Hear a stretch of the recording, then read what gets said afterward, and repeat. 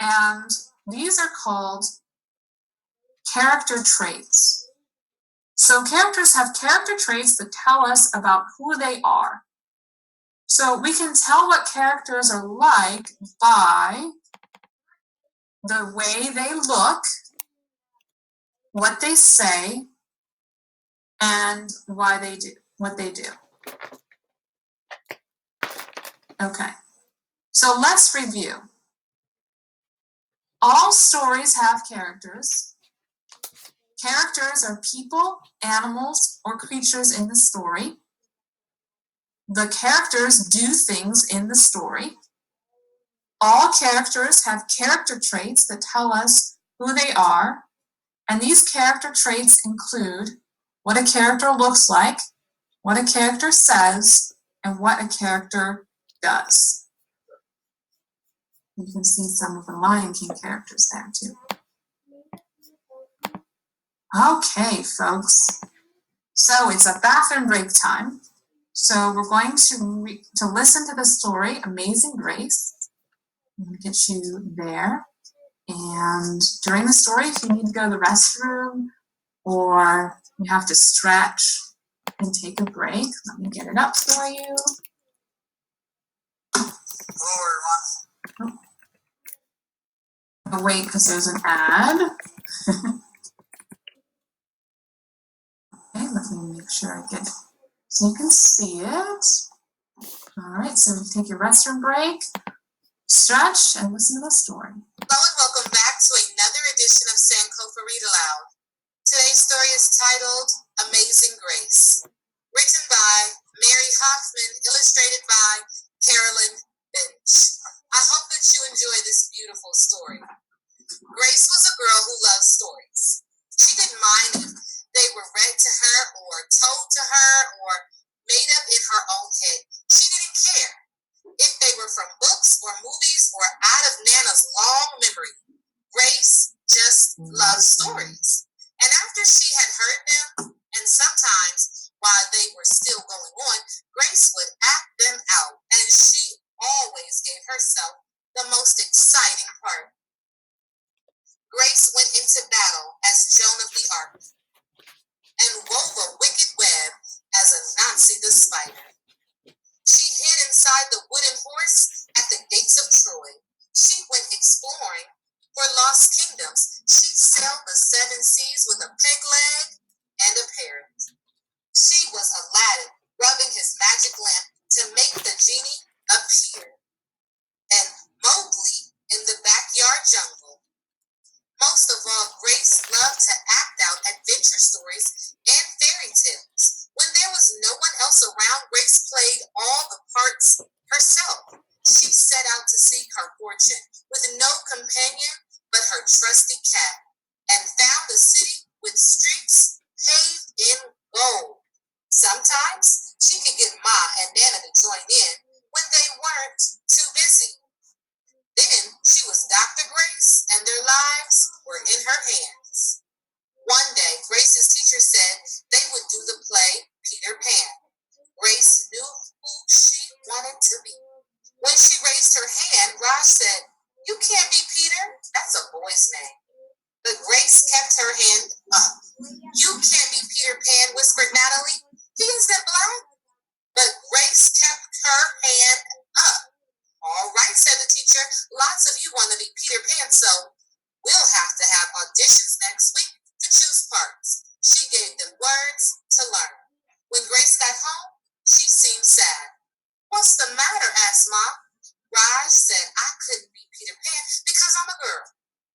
"That just shows what Raj knows," said Ma. "A girl can be Peter Pan if she wants to." Grace cheered up. Then later she remembered something else. "Natalie says I can't be Peter Pan because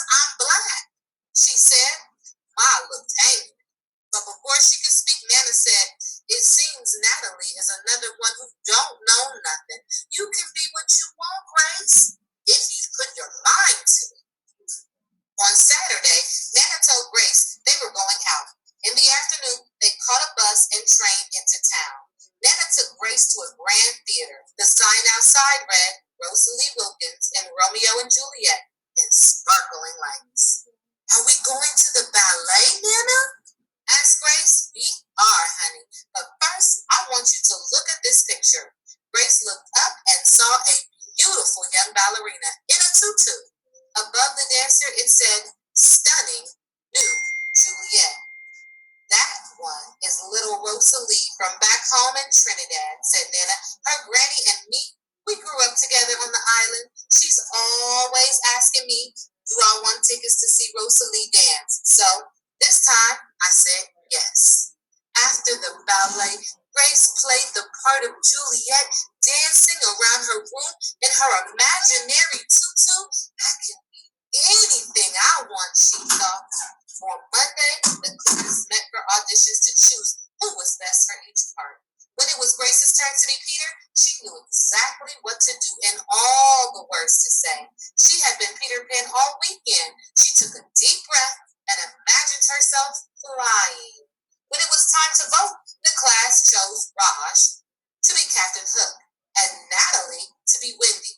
There was no doubt who would be Peter Pan. Everyone voted for Grace. You were fantastic, whispered Natalie. The play was a big success, and Grace was an amazing Peter Pan. After it was all over, she said, I feel as if I could fly all the way home. You probably could, said Bob. Yes, said Nana. If Grace put her mind to it, she can do anything she wants. Okay. Well, there we go. I really enjoyed that story. So one thing we can think about is the character we talked about was Grace.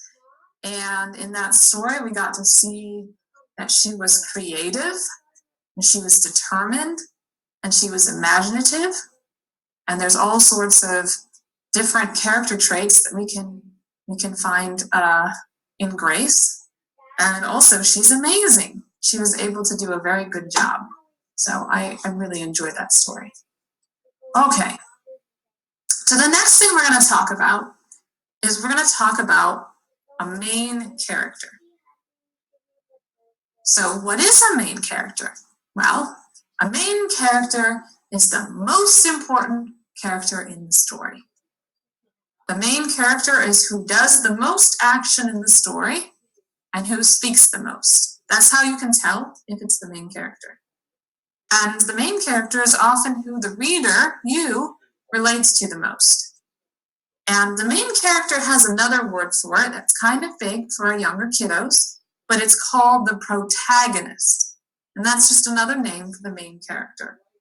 Sometimes there's more than one. So if anyone's ever seen the Harry Potter movies, Harry Potter's the main character, but Ron and Hermione are his friends, and they tend to be main characters too. Okay, so guess what? Our next book we're going to read is called Frozen. So when we skim, we just kind of check it out. Okay, the title is Frozen. Anyone know what this might be about? Yes? It'll be about snow, perhaps, about sisters. And who do you think the main character is in this book? Elsa and Anna. Good. All right. So, when we read the story, let's engage. Let's think about some of these questions. Let's think about, what does the main character or characters look like? What do they look like? What does the main character say? What are some of the words and some of the things that the main character likes to say?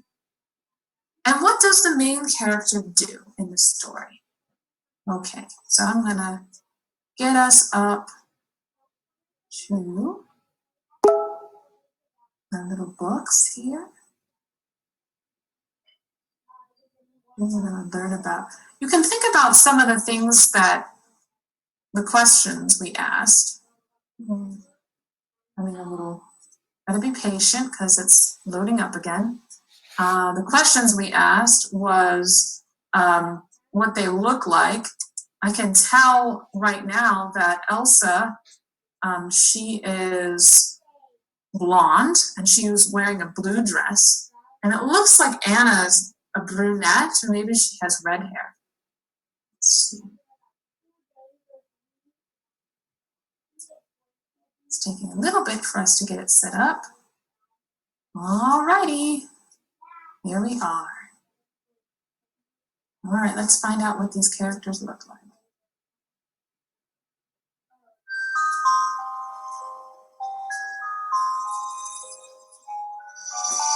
All right, Disney's Frozen.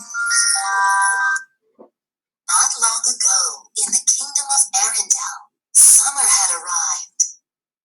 But it was winter inside the castle where Princesses Elsa and Anna were playing. Elsa had magical powers and could create things out of snow and ice. She made a snowman named Olaf. Anna was delighted. Then Elsa accidentally hurt Anna. The king and queen rushed both girls to the mystical trolls in the mountains. The trolls cured Anna by changing her memories of Elsa's magic. They cautioned that others would fear Elsa's power. To help her control it, Elsa's parents gave her gloves. With the castle gates closed, Elsa stayed away from Anna. She never wanted to hurt her again. But Elsa missed Anna. Anna missed Elsa. Years later, the king and queen were lost at sea. Without their parents, both princesses grew lonelier and lonelier. Soon, it was time for Elsa to take over as queen. She was terrified that without her gloves, she might lose control of her powers in front of everyone.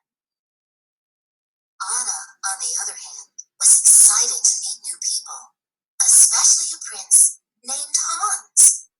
They fell in love.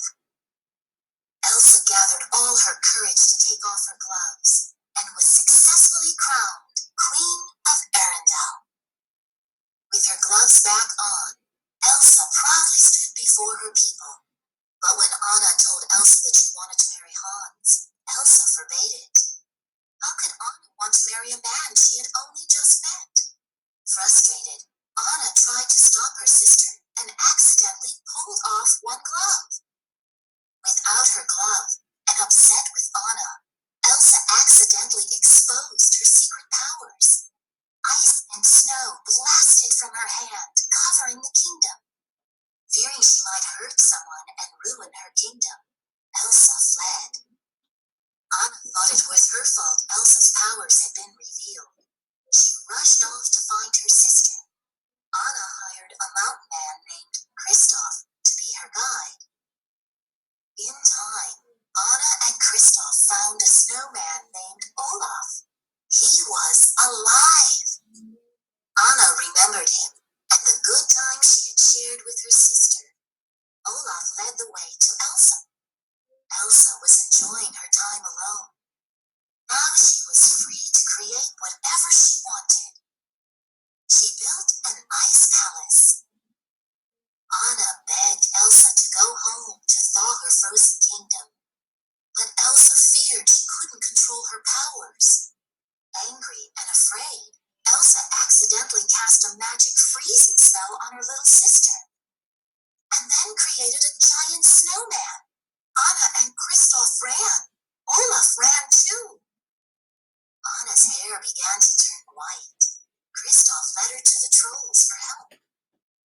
The trolls advised, only an act of true love can thaw a frozen heart. Anna needed Hans for a true love's kiss. Quickly, Kristoff and Anna headed back to Arendelle.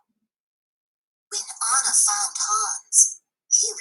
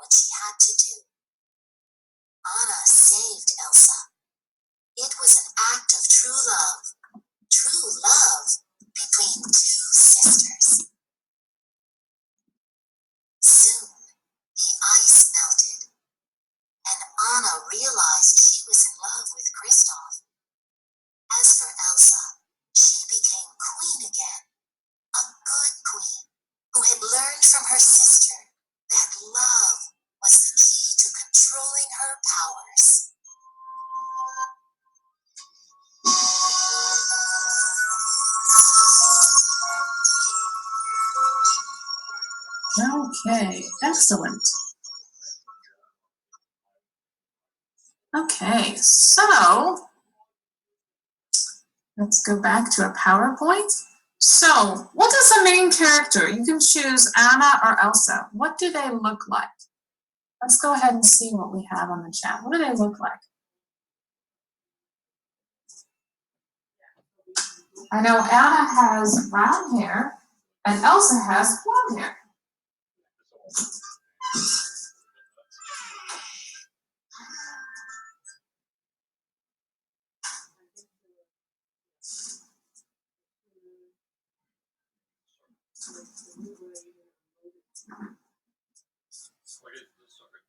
Yeah, I don't see anyone else commenting. So Elsa has long hair, good. All right, so we kind of know what she looks like. What are some of the things that the character said?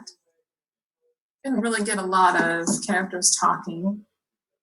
Long hair, all right. What did one of the main characters do? What did Elsa do?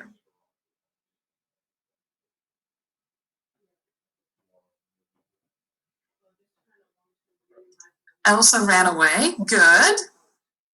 Elsa had magical powers. She built an ice castle, good. Excellent. Accidentally froze the kingdom, yes, she has a superpower. Good job. And Anna wanted to marry someone, and she rescued her sister, and she helped and saved her sister. Good. So we talked a little bit about what happened in the story by talking about the characters. What was the most exciting part? What part of that story did you find the most exciting part? Oh, when she hurt her sister, when they ran away. Okay, when they had to save each other from evil hands, right? We talked about the main character and what she looked like, what she said a little bit, and what she did. Okay, so let's review. So every story has characters, and characters are people, animals, or creatures that do things in the story. All characters have character traits, what they look like, what they say, and what they do. Main characters are the most important characters in a story. They are the ones that do and say the most. All right. Now it's time for another stretch and bathroom break. And we're going to listen to another story. So you can take a bathroom break, you can stretch. If your child is needing a little break, they can take their little break. Then we'll come back at the end of the story.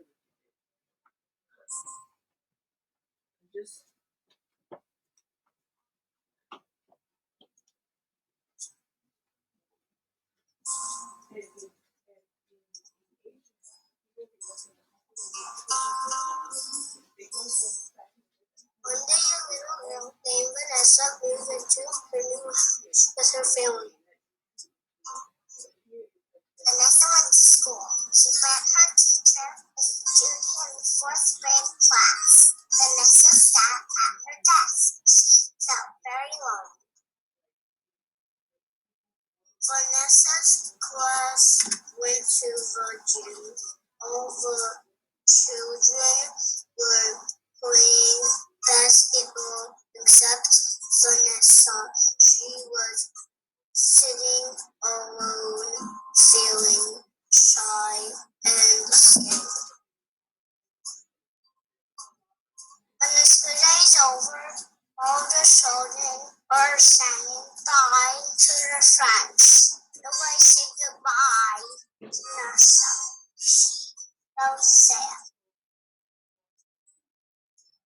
The bully named Spike walked to Vanessa. He said, "Give me your backpack."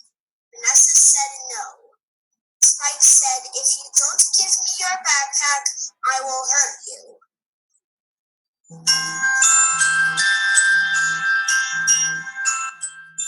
Vanessa was feeling the girl named Rose heard some bullying going on. She stopped and looked to see where it was coming from.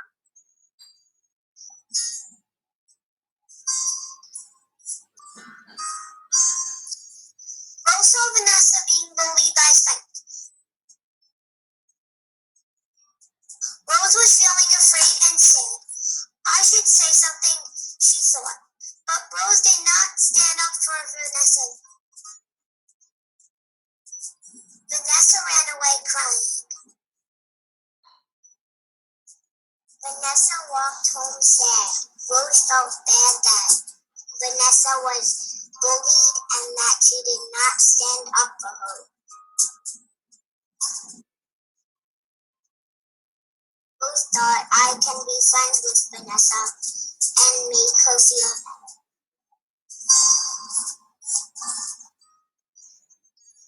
Then Rose saw Noah, Ben, and Abby and told them what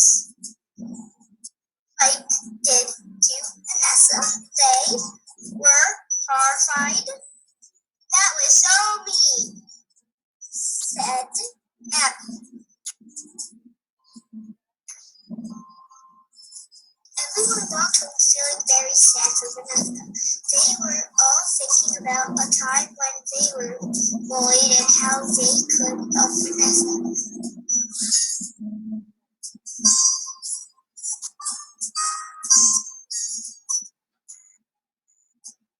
Rose walked home feeling sad. Even when she was home, and everyone in the family was happy, she couldn't stop thinking about Vanessa.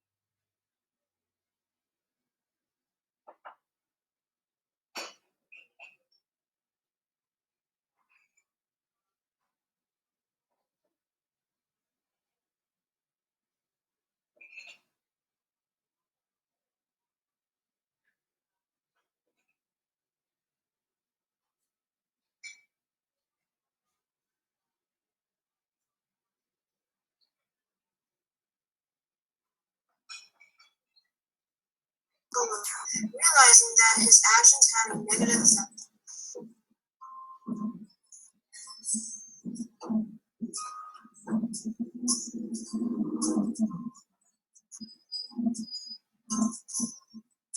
Vanessa and Rose led everyone back to school. Due to Rose's kindness, Vanessa had gained a lot of new friends. She was extremely happy. Spike was upset and regretted his actions. He wanted to change his ways and no longer be a bully.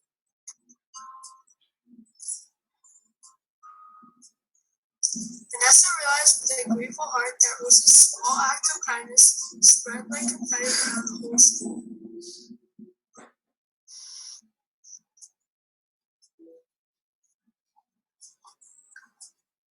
All right. Wow, wasn't that a nice story? I like the name of it. It says, when you see someone who needs a friend, go to them and be their friend. Very nice. Okay. Look down. So we certainly had a couple characters there. We had, if you were able to watch, we had Vanessa, who had a problem. She was bullied and treated badly. And we had, let me start the video again so you can see me. Hello. We had Rose, who wanted to do something. And we had some of Rose's friends who came along. And then we had Spike. And Spike wasn't particularly nice, was he? He was the bully. But fortunately, since Rose and her friends all helped Vanessa and walked with her, the bully decided that he wasn't going to be a bully anymore. But that type of character has a particular name, and we call them villains. So we're in the section, we're going to talk a little bit about a certain type of character, and those are the bad guys in the story that make the story a little bit more interesting by making the action, the plot a little more difficult for our main characters. So let's talk a little bit about what makes a villain. A villain is the bad guy or girl in the story. The villain causes problems for the main character. Now, sometimes the villain does bad things and is legitimately a bad guy, but sometimes the villain is misunderstood. And oftentimes, like in the story about being kind to Vanessa, the villain changes over the course of the story. Sometimes they don't, like in Sleeping Beauty or in Frozen. The reader does not like the villain because you sympathize with the main character. Now, villains in stories have a special name that's very long. Remember, main characters are called protagonists. The villain is called the antagonist. Sort of like anti, because they're the bad character. Okay? So let's look at some characters and see if they are villains. Some characters you may be familiar with. So this is a character from a Disney movie called The Lion King, which some of you may have seen. So here's the sentence. Scar plotted to hurt his older brother so he could get the throne. So based on that sentence describing this character, do you think that he is a villain? Okay, someone says no, villain. Gregory said definitely a villain. Yes, okay. Yes, he is a villain. Scar is a villain because he is the bad guy in the story. We know, if you're familiar with The Lion King, he hurts Simba and he kills his dad. And so he causes a lot of problems for our main character, who is Simba. And that makes the story a story, makes it more interesting. But as a viewer or a reader, you don't like Scar because of what he has done. He's done a lot of really mean things in the story. So that's what makes him a villain. Okay. Let's try the next one. Is this character a villain? I may have spelled the name wrong. But Gru wants to steal the moon, but he decides to take care of his friends instead. So what do you think? Villain? No. Yes, yes, and no. No. No, he's not a villain. But he is. He wants to steal something. He's a good guy. Gregory says he's a good guy. Okay. Well, this is why villains are a little tricky, because sometimes they might look like a villain, maybe they're not. So let's see if we can find out. No, he's not a villain. He's actually a good guy. So in this story, they trick you a little bit. Bruce starts out as a bad guy. He's friends with all these villains, and he wants to impress them by doing something crazy. But he's not a villain because he's the main character in the story, and he changes. So he has a change of heart, and he decides to be a good person. And because of that, he's not a villain. So sometimes in the story, you really have to think about it, because the author might throw you for a loop. Okay, let's look at the next one. There's one that you may be familiar with. Is this character a villain?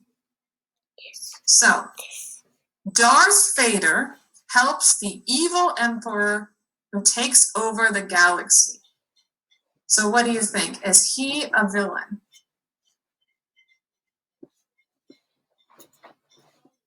Darth Vader. Dun, dun, dun, dun, dun, dun, dun, dun, dun. I think I'm frozen in this.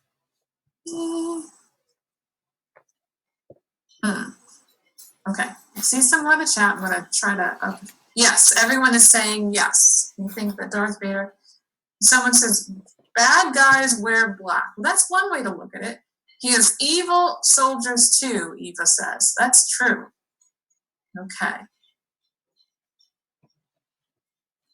Well, yes, Darth Vader is an evil character. He makes trouble for Luke, the main character. And you can see in that picture, you have Darth Vader and Luke, they're fighting. So he is definitely a problem. And he does bad things to hurt some of the important characters. Like he imprisons Luke's sister, Leia. And he does blow up some planets there. So he's not necessarily a good guy. However, at the very, very end, spoilers, at the very, very end, he does redeem himself. He saves his son. So with villains, some of them are pretty obvious, like Scar. We know Scar is supposed to be a villain. Some of them are tricks. They seem like they're the villain, but they're actually the main character, like Drew. And sometimes the villain is kind of in between. Sometimes he's, for the most of the part, he's a good guy, but his change in the story is he becomes a good person, or he does something that redeems himself, that makes him a better person. And at the same token, our main characters aren't perfect either. Sometimes our main characters do things that are bad too. Keep in mind, we've given some characters that are pretty obviously villains that do bad things. We also have examples of villains that bully or are mean or they don't get along with. And sometimes you'll have a villain who's not really a villain. Just the main character doesn't get along with that person, but they're actually misunderstood. So sometimes the story can be the main character learning that that person isn't really that bad. Now you'll notice that characters actually make the story. Not only would a story be empty without characters to do things in it, but oftentimes the plot, the exciting parts that happen, have to do with how the characters change. So remember we talked about those character traits? And we talked about how we knew that Sleeping Beauty was kind, we knew Maleficent was bad. But sometimes in a story, those character traits change, where a character might get worse or better or learn something, become a better person, be kinder, like in the book that we just heard. So a lot of plots are based in how the characters change as people. which is kind of fun to think about. Okay. So, folks, let's review. All stories have characters. They need them. The main character is the good guy, who the readers like. They oftentimes have a villain, who is the bad guy or misunderstood, who the readers don't like. And oftentimes, we need villains to make the story more exciting. Now, speaking of villains, I'm very excited for this next story that we're going to be reading for our bathroom break. It's called The True Story of the Three Little Pigs. Now, some of you may be very, very familiar with the classical story of the Three Little Pigs, but this one is kind of ingenious because it's written from the perspective of the villain, who's the big bad wolf. So we're going to listen to the true story of the Three Little Pigs. If you want to go to the restroom or you want to stretch, you're welcome to do so. All right, here we go.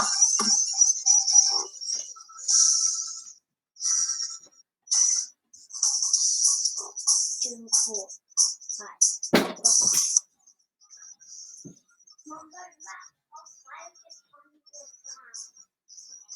Mom, remember, don't come into the office.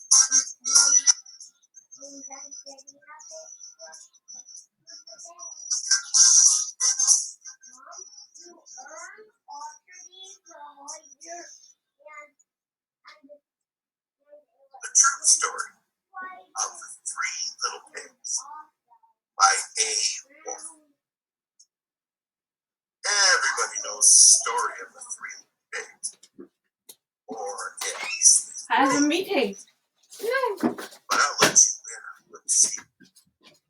Nobody knows the real story because nobody has ever heard my side of the story. I'm the wolf, Alexander T.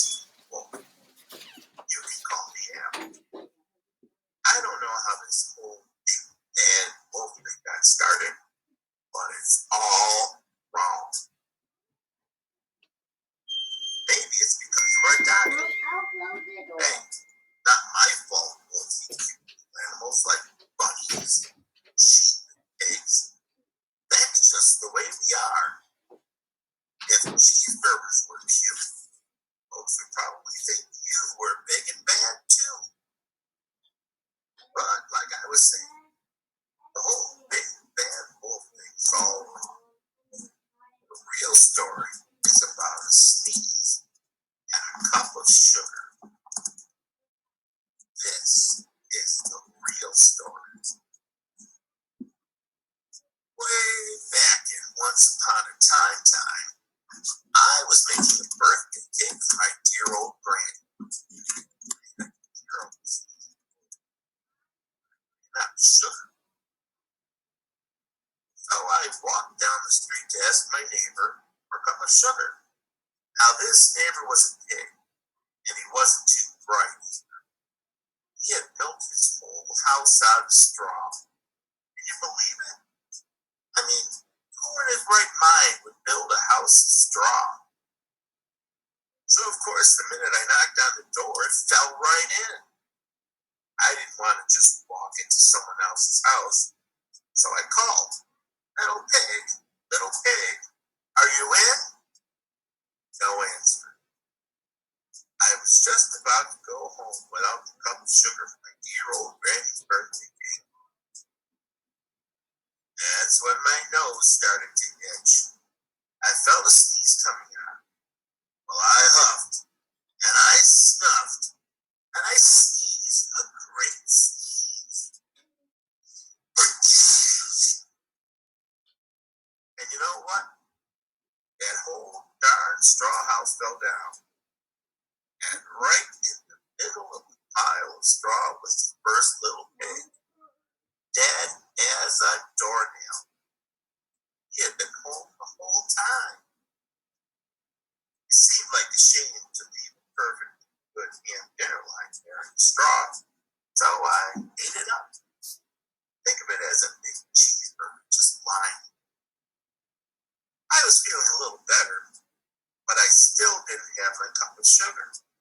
So I went to the next neighbor's house. This neighbor was the first little pig's brother. He was a little smarter, but not much. He had built his house of sticks. I rang the doorbell on the stick house. Nobody answered. I called, Mr. Pig, Mr. Pig, are you in? He yelled back, go away, Wolf, you can't come in. I'm shaking the hairs on my chinny chin chin. I had just grabbed the doorknob when I felt another sneeze coming on. I huffed, and I snuffed, and I tried to cover my mouth, but I sneezed a great sneeze.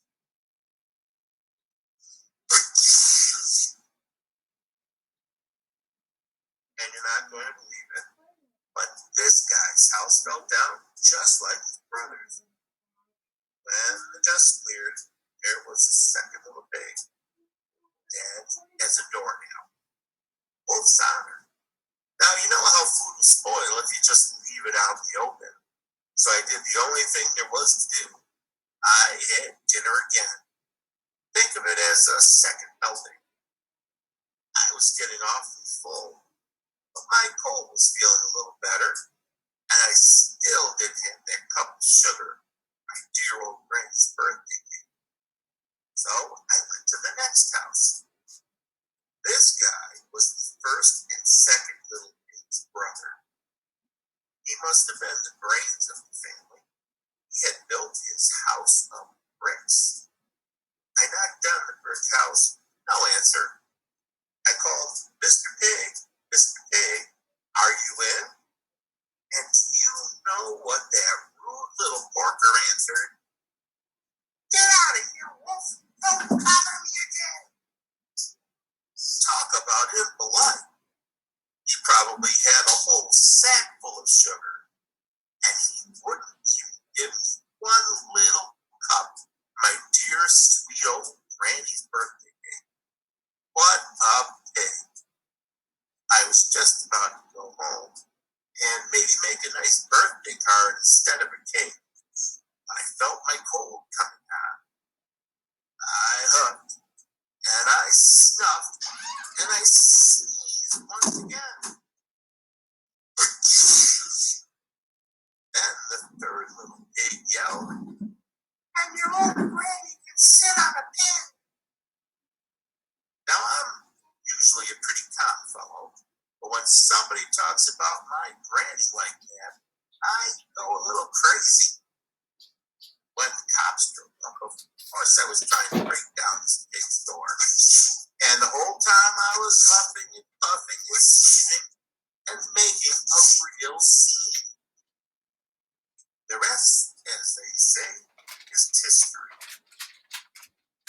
News reporters found out about the two pigs I had for dinner. They figured a sick guy going to borrow a cup of sugar didn't sound very exciting. So they jazzed up the story with all that up and up and blow your house down.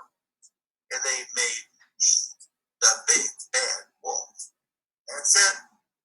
The real story. I was Frank. But maybe you could loan me a cup of sugar.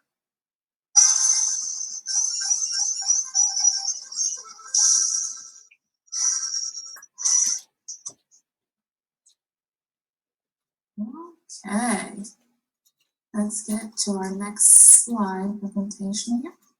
All right, how fun was that? That was a different rendition of a story you're all familiar with. So the big bad wolf becomes the main character and the pigs become the villain. So, do you believe him? Were you convinced? Or do you think he was still a villain? He was just trying to justify what he was doing.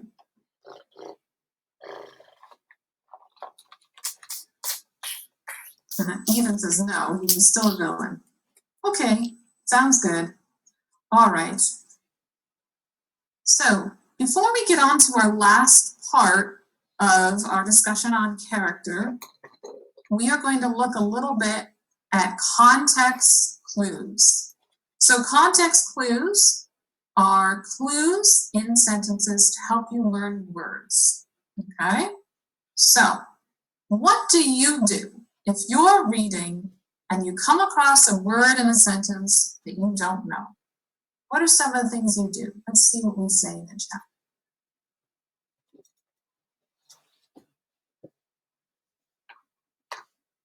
What do you do? Do you sound it out? Sound it out. Savannah says she sounds out the words. Good. Okay, let's say you know how to pronounce it, but you don't know what it means. Ask your brother. That's a good one. Ask a friend. Ask a teacher, maybe. Ask your parent. Sure. But there's a way that you can help yourself out when you're learning. Ask your dad or your mom. Good. Well, you can use what are called context clues. Context clues. These are words or phrases around an unknown word that can help you know what the word is. So, context clues. When you use clues in a story to figure out the meaning of a new word, you are using context clues. So, clues are in the same sentence as the new word, but they can also be in the sentences around the new word. Clues can be found by thinking about how the word is used in a sentence. Clues can also be found by thinking about the main idea and details of the story.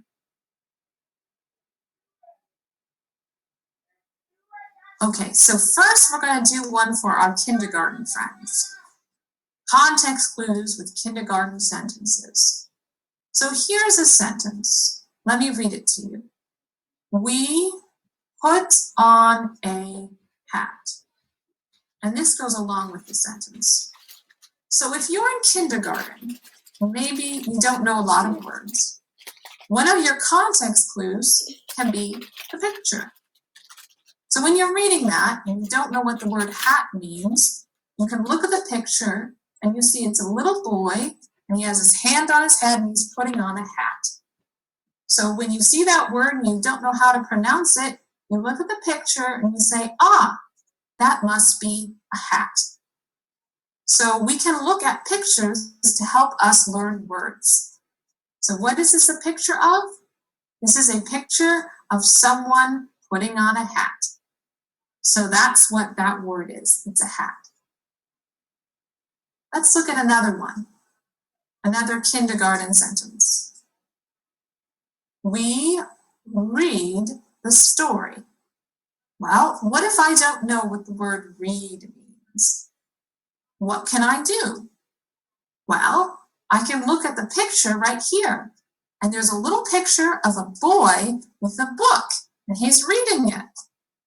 So if I see the word read and I don't know what it is, I look at the picture and I see, he's reading. So we read the story. Okay. Let's do one more for our kindergarten friends. Kindergarten sentences. Sally went to school. She likes school. Now let's say you don't know what she means or who that pronoun is referring to. We can look at the words around to help us figure out what she is. So you notice that we have a girl's name, Sally. So we see this word, we know it's Sally. So Sally must be the one who likes school. So we can use the words in other sentences around that sentence with the tough word, and that helps us know what the word means. So we can look at words around to help us figure out what this word means. So we can identify who went to the school in the first sentence, and that's Sally.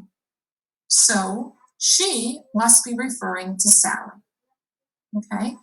And for our first and second graders, even though you know a lot more words than our kindergarten friends, looking at the pictures to help you figure out what's going on, or using the sentences around you to help can be a good idea as well. Okay, so let's look at some sentences that are for our older students. So here's a sentence here. She penned a letter to her aunt. Well, what if I don't know what the word penned means? Well, I can look at the words that are nearby. And one of the words that is nearby is a letter. And I know what a letter is. A letter is something that you write to a friend. In this case, she's writing a letter to our aunt. So I can replace the word penned with wrote, and I can read the sentence out. She wrote a letter to her aunt. Does that make sense? Yeah, it does make sense. So the word penned means wrote. So you can use the words near the unknown word, and you can replace it with a word you think it is, and read the sentence again with that word that you know.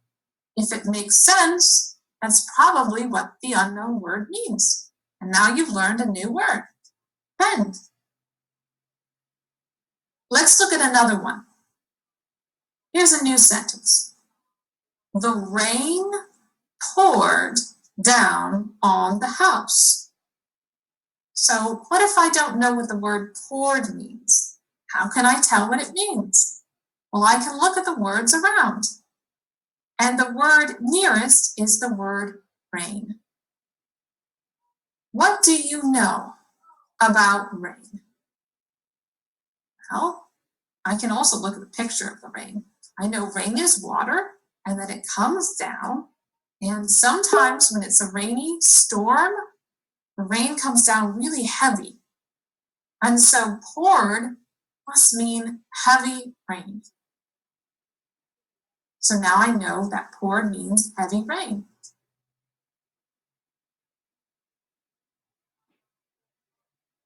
Okay, now that I've gone over some context clue sentences, and you've heard me try to figure out the context clues, we are going to practice them to see how much you've learned, okay? So let's take a look at the sentence. Here is the first sentence. The cruel girl ate her sister's cookie. The cruel girl ate her sister's cookie. So the question is, what does the word cruel mean? Is it A, slow, B, garden, or C, mean? So in the chat box, okay. Good job, Miranda, Eva, David, Serene, okay, Tommy, okay. Kevin means me. All right, so we look around here. In this case, this girl ate her sister's cookie. So it belonged to her sister, but she stole it and ate it. Now, what type of person does that? Well, someone who's not very nice. So it's not a garden. That wouldn't be right. And slow, well, she was very quick to get her sister's cookie. So that doesn't work. So it must be mean. She's not very kind. Okay? Good job, everyone. Some of you are like, let's do the next one. Let's see what it says. Here's the next sentence. The mouse nibbled on the cookie. The mouse nibbled on the cookie. Well, what does the word nibbled mean?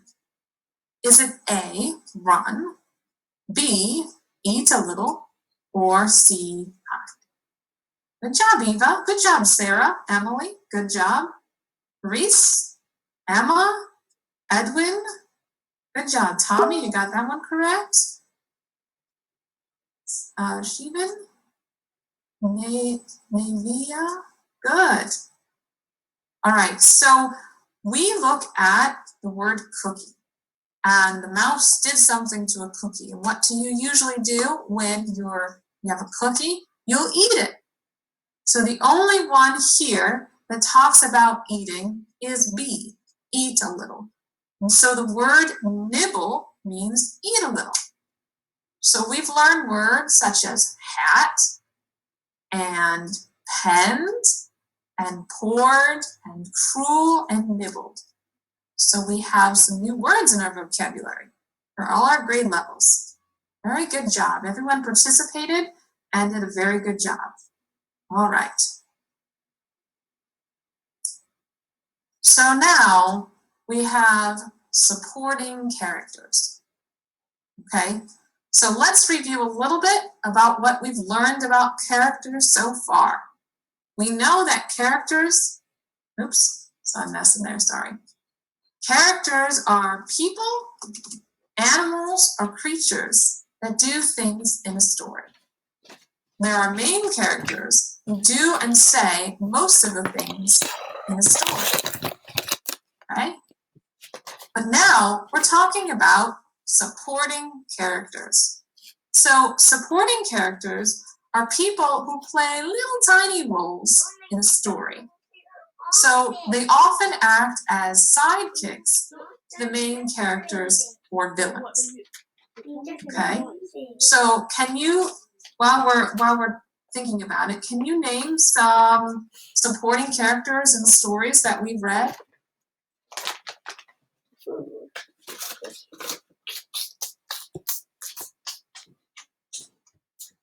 So in Sleeping Beauty, who were the sidekicks?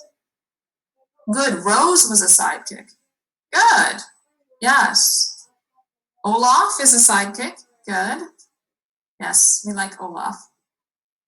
Any others? Anna in Frozen could be considered a sidekick. Sure. Sven? Yeah. The prince maybe have been a sidekick or a minor character. Maybe the mother and father in Frozen and Sleeping Beauty. Those are sidekicks, certainly, or minor characters. All right, good job, everyone.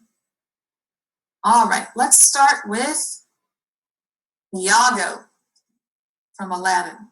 The question, is this a supporting character? So let's read the words. Iago helps Jafar, the villain, plan to take over the kingdom. What do you think? Is he a supporting character? That is evil. That's true. No, he's not. Eva doesn't think he's a supporting. Haley doesn't think he's a supporting character. No? Oh. Adela thinks he is. Okay. Serene does not. No. Well, let's go over what makes a supporting character. Supporting character doesn't have a lot of words and is a sidekick. So is he? Ethan doesn't think he's a sidekick. Okay. Someone doesn't know. All right. Sophia thinks he is. Okay. Well, let's find out. Actually, yes. Iago is a supporting character. So in the story of Aladdin, Iago doesn't say a lot. Well, he does talk a lot, but he doesn't say as much as the other main characters. He also doesn't do as much as the other main characters. He's basically Jafar's sidekick. He sits on his shoulder and chats with him. Jafar is the villain. So because Iago doesn't say a lot and doesn't do as much as the other characters, and he's a sidekick to one of the main characters, one of the villains, that means he's a supporting character. Oh, you get it now. Good. I'm glad to hear that. All right. Is this a supporting character? Robin helps Batman fight crime in Gotham City? Miranda says yes, Robin is a supporting character. Jacqueline says yes. Christian says yes. Evelyn says yes. Cameron with a K says yes. David says yes with all caps. Claire says no. Serene says yes. Yuma says yes. Claire says no. Okay. And Eleanor says yes.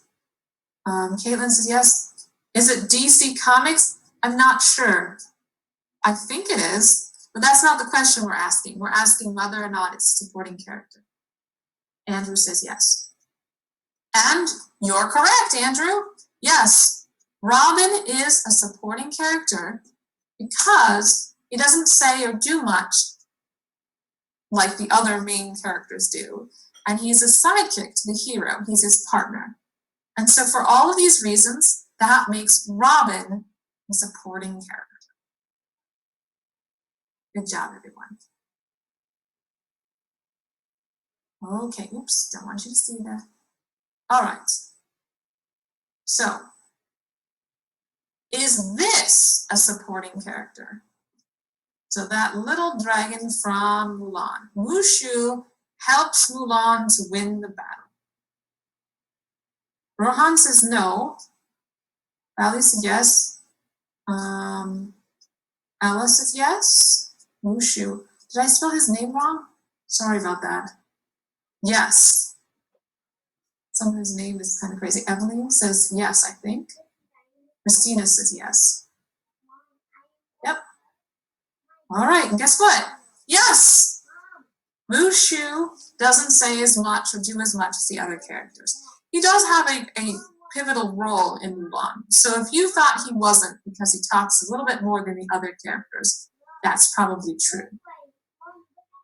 However, since he is a sidekick to the hero, he's not a main character. And so he has a supporting character role.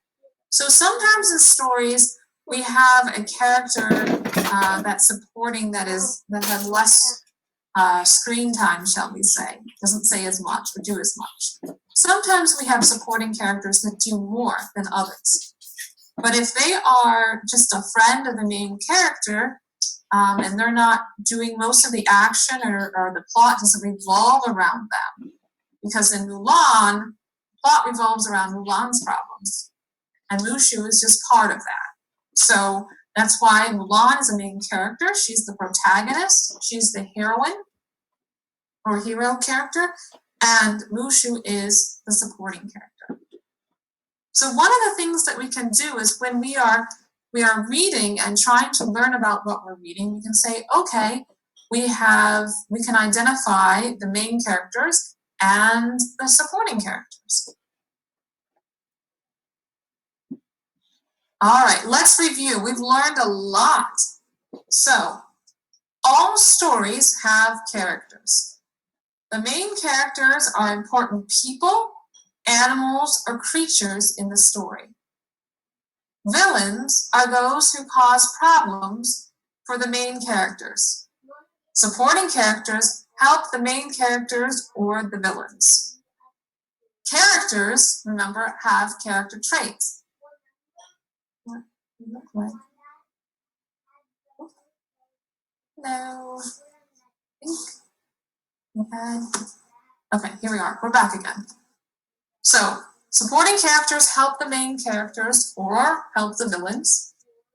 Characters have character traits, what they look like, what they say, and what they do.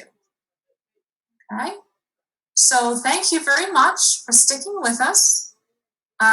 We are going to be seeing each other next week, our last week.